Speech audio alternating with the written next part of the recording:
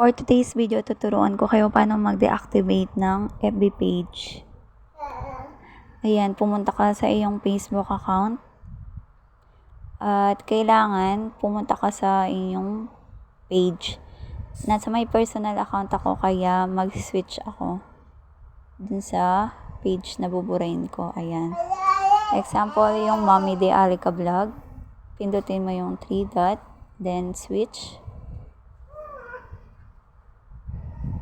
Kailangan nasa my page ka kung yun yung gusto mong burahin. Ayan, pindutin mo yung tatlo dun sa may gilid sa right, sa taas.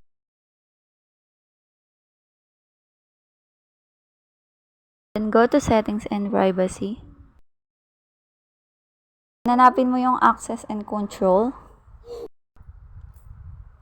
And once nanap mo yung access and control, click mo lang. Then, click mo yung deactivation and deletion. Ayan, click deactivate page. Then, click continue.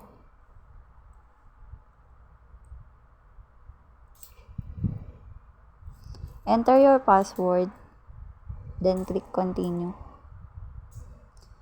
Then, lagay mo kung bakit gusto mong deactivate yung Facebook mo. Pwede mong i-log out lang or go to activity log. Automatically reactivate my account in 7 days. Ako kasi gusto ko don't reactivate automatically.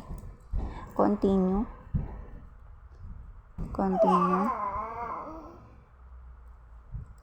Ayan. Then click the activate page. Yun lang. Thank you for watching.